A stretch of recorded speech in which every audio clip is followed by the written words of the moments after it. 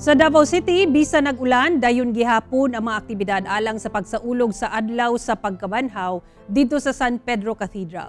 Samtang dunasay misaulog sa Easter Sunday, pinaagi sa pagligo sa dagat. Ang report ni John D. Esteban. Wala igsapayan sa mga debotong Katoliko sa Davao City ang ulan. Aron sa ulugon ang adlaw sa pagkabanhaw dinhi sa San Pedro Cathedral sa Davao City alas 4 sa kadlaw niadtong Domingo. Karon lang kini nabalik human ang duha ka tuig tungod sa COVID-19 pandemic. Apan lagi tungod sa pagdaot sa panahon, inay sa stage sa Dalang San Pedro, sulod na lang sa simbahan gipahigayon ang tradisyonal nga panagsugat ni Hesukristo ug Birheng Maria.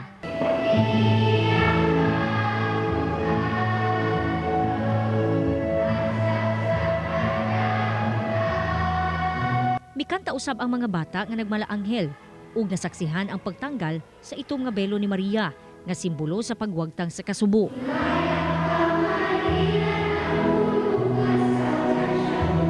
Ang 65 anyos nga si Reynaldo way pakyas sa pagsalmot sa maong kalihukan sukad ni adtong batan-on pa siya. Taas pag kinabuhi nga malikay ko sa mga dautan, makatabang sa isang katawon ako.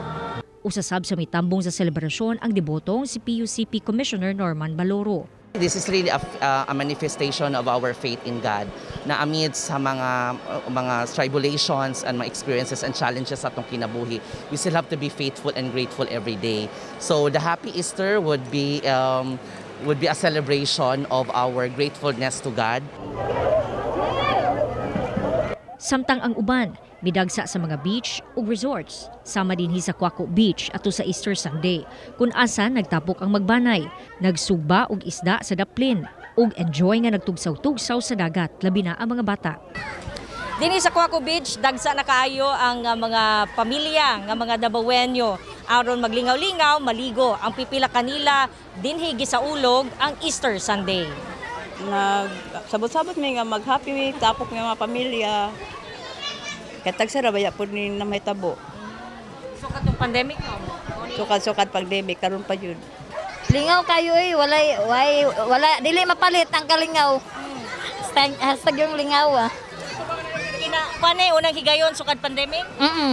Gipahimuslan usab sa uban ang pagdagsa sa tao aron magka-income. Perting mingawa mamoy, kay kanya mo ang karne. Kuan ni 7 kilos, wala pa nakuhaan, mao pa ni permero. Bisan dagsa ang tao ron? Oo. Dili man kayo sila nagakuan og karne karon gud. Okay na po ma'am kay sa lockdown pa nga mingaw gyud kayo. Ako napasalamat ko sa Ginoo nga open na nakasugod na po ko sa akong panginabuhi. Pero gipasabot sa simbahan ang tinuod nga mensahe sa kasaulugan sa Easter Sunday. Ug tungod kay kita iya na nagkristo, miambit na kita siyang kamatayon ug pagkabanhaw, nabag-o ang atong kinabuhi.